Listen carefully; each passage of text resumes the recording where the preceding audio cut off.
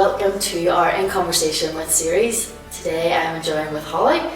We've just had our lovely Christmas and we're all stuffed from our Christmas dinners. Yep. Haven't spilled a drop, thankfully.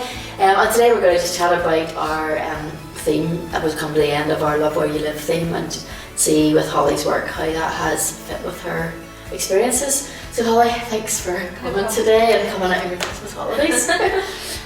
So our theme this year has been Love Where You Live, and how have you found that has, how have you felt about that theme? How does it fit with your beliefs, understanding and thoughts? Well, I'm one of them people who I really do love where I live. I love living in Carrick, and I think I love where I live because we got to go away to America for a year and experience a different life and a different culture, and I always thought I want to move away from Carrick when I'm older. But then getting that chance to move away, I realised no, I really love where I live. I love being so close to the water and being close to your family and everything else, so I do really love living here.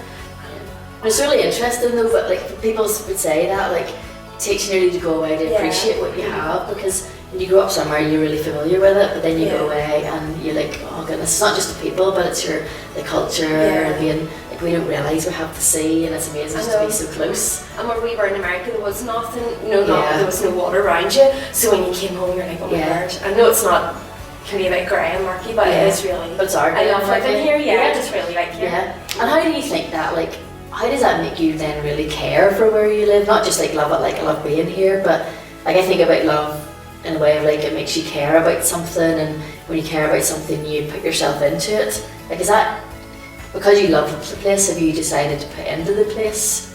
Like, I think it is, I suppose you don't want anyone to talk bad about living in Carrick and putting things down, but maybe if someone says something bad you'd be like, oh well no, this is going on, or we're doing this, it's trying to promote a bit of positivity. I know sometimes you can be like, oh flip, maybe we can be a wee bit down about it, but then you have to be like, right, no, it is actually a really nice place to be.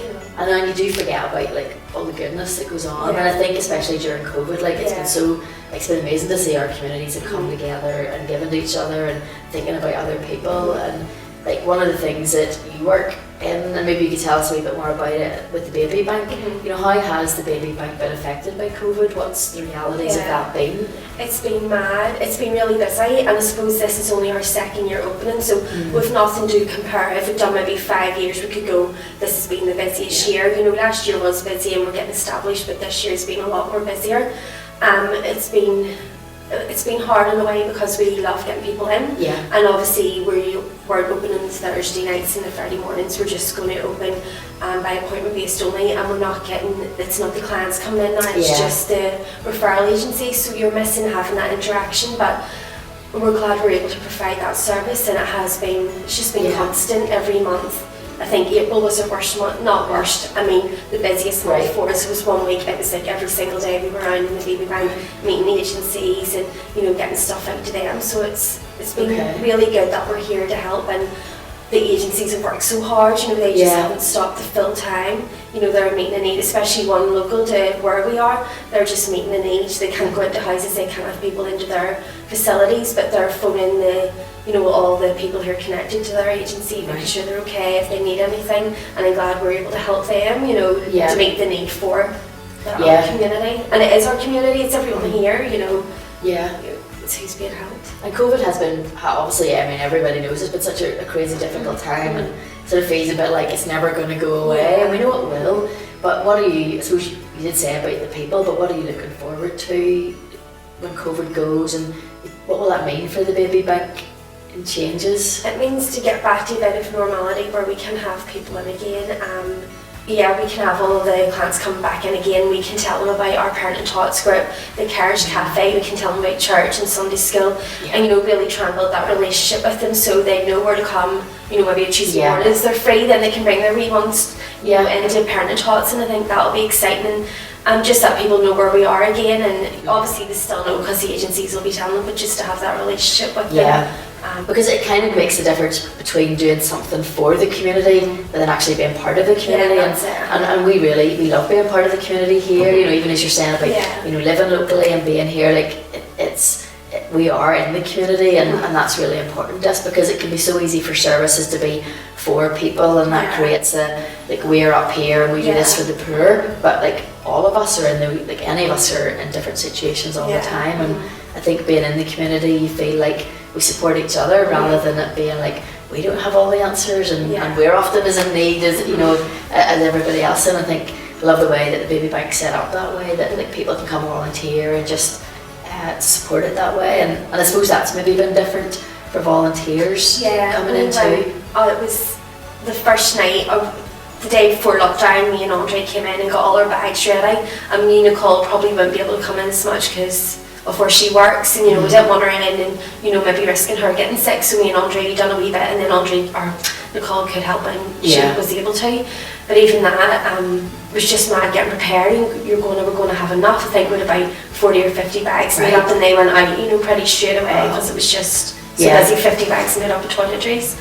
You know, so it was just so busy. But our other volunteers, we decided it'd be best just to limit the amount of people in the baby bank, so they have not been back.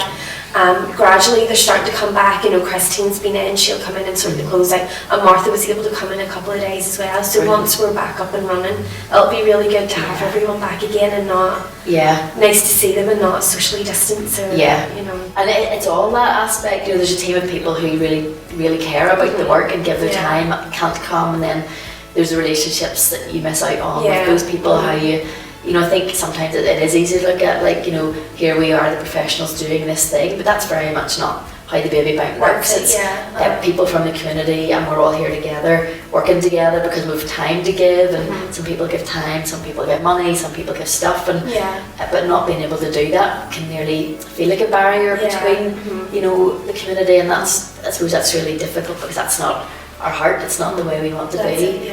And then I suppose even receiving donations has been difficult. We didn't, I think it was maybe September time we started to do donations again on a Thursday night, but again we've stopped doing that because of the restrictions. And people are really generous and they want to give, and stuff they're giving is brilliant, it's what we really need, but again it's just we want to try and limit people going out, you know, making unnecessary journeys, having too many people in here, you know, really and trying to limit that. So that'll be good once that's up and running. That people can start giving to us again, you know, that'll be good as well. And then when things come in here, then you've got that added extra pressure of, like, has to quarantine for so long. And well, is it like sanitize and then quarantine? And we bring it in for a week, so we'll leave it till the next week, but then you've maybe stuff from a couple of weeks before. It was just mad trying to get sorted, but I enjoyed getting out because seeing Andre and Christine socially distanced, and it was so lovely to see just getting out and seeing people again. You know, that was really nice. Just catching up and seeing how things were. So for us it's brilliant because you are seeing other people. You know, we get a lot out of it as volunteers as well. We really do. We appreciate getting out. We do get loads from it as well. That's great. And I've noticed, like, through the Facebook posts that donations coming in from other organisations and like Rotary Club, and I don't start naming groups because I don't know them all and I will leave someone out, but like over there there's a big donation from the Lisburn City Church and the Community Trust, and it's great that other organisations are really sharing together. I really like that it's not about we'll all do our own separate food bank and baby bank, but we share what we have to support each other's And work. I think maybe coming from COVID, that seems to be everyone's going to work together, and it's not just you doing this, I'm doing this, but we're going to help each other, you know. And if we get offered stuff that we can't take, I'll be like, we can't take it, but this baby bank will, maybe this charity shop will, they're putting money back into the community again. I think it's important to work together. I don't like you do yours and I'll do mine. I don't like, I just don't enjoy that or don't appreciate that. It's about working together.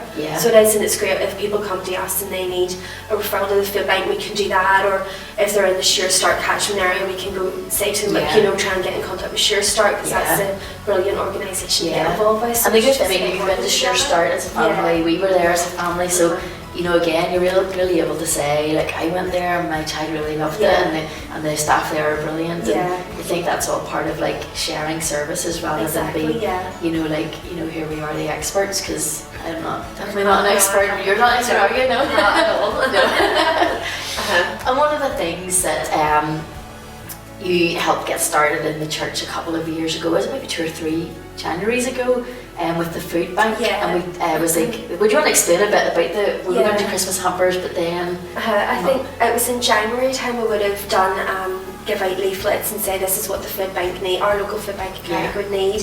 If anyone would try to get 10 volunteers to do 10 bags, but everyone was really generous and people really want to help, and I think it's that fear, and probably this year as well, I find that fear. One day I could be using a food bank, and so when you have it, you want to help people as much as you can. And I think probably a lot of people are realising that this year. If you've been furloughed or lost your job, you're probably relying on these services that you were given to, before, and now you're really dependent on them. So it's been brilliant that our church has been able to support the food bank. Giving food to them in January. Am I right in saying that? I guess I could be wrong. That. Was it the food bank that suggested doing it in January instead of Christmas? Because did they get like loads of donations at Christmas, but they said January was a harder month? I think it was. I think that's in my memory of because I think everyone people are so generous, and then in January you forget. And then that's when the essentials run out, and people maybe are paying their own bills from Christmas. And I remember there being a conversation about that, and I thought it was a really good idea. And in the past, the way, correct me again if I'm wrong, we all got the shopping bag, the reusable shopping bag, and a wee list of what to give. So this year, I think we're going to do it. It's going to launch in a couple of weeks. We're just after Christmas now, but in a couple of weeks it'll go out probably through our social media and through our church emails that here's a list of what we need, and can we get 10 volunteers? And I suppose we'd like to offer that out round. If anybody wants to get involved, if you give us a shout over at the church Facebook page or email us, then we can get you involved, and you'll get your own shopping bag this time instead of us providing, because we've got to be careful about what we give out.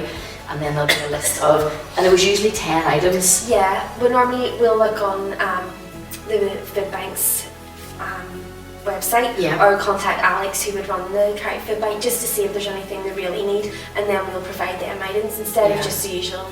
Maybe we've got loads of beans and they don't need any, and we don't want to land up with all these bags full of beans. We want to get them what they really need. And that's because one of the donations actually that was over sitting behind your other shoulder there last week came in from Newton Abbey Food Bank. From Valerie Best dropped it up because she did extra nappies and things, and they brought them. And then she was saying they've ended up with like a pasta mountain nearly. There's been so much pasta given, so it is really important to, because like no one wants 10 tins of peas and 5 bags of pasta. Well, not that nobody wants it, but there's only so much you can do with that, and I think that really would make someone feel like this is the best we're going to ever get. This is all I'm worth. It's just a ton of dried pasta and 10 peas, but if you can give a variety, and I think the food bank are really great at curating those bags for people. And I remember Alex saying even for single men, I think we might get a lot of single men in, so even providing all the toiletries. I know we've done that in the year past year, so it'd be good to chat with her what we need and make sure we're providing that for them. And another youth worker was telling me this morning that they've been working with the food bank even just today, of getting, not today during the week because this is recorded at a different time. A youth worker has been with the food bank, and they were making up some hampers just for some people, and they just said the stuff that was given was really, really specific. It was really good. So I think it's great that we can, help that. So if anybody does want to get involved in helping out with that, just give us a wee shout. We'll put links and things on our social media. But and I think for me, like even talking about all this stuff, love where you live was our theme for the year, but so many people in Carrick love by getting involved. That's it, especially this year, we may volunteer here, but they're also helping because they're giving us nappies and wipes and raising money. A girl's going to be bringing us books that we can pass on to the children. So that's just them helping, that's them loving their community as well, and we're just trying to help each other as best we can. And I think it's really, I like to think about loving where you live is really like, as you say, loving your community and caring for your community by doing things and just asking people how they are and smiling at people and all those simple things. But I think COVID has really brought out that best in us as well. So, definitely really positive. It's something positive when it's not been the best of years. It's been nice to hear what other people are doing for each other and money being raised and things like that.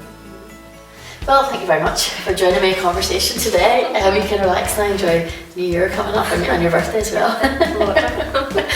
Well, thank you everybody for joining us, and I hope you have enjoyed the theme of Love Where You Live and the different guests that we've had that have come along just to talk about their experiences and about what it means to them. And we as a church and a community we feel so grateful to be part of Carrick Fergus and to be able to join in as part of the community here. So thanks for tuning in and joining in, and do join us again in the new year and see what we're going to be chatting about then. Bye.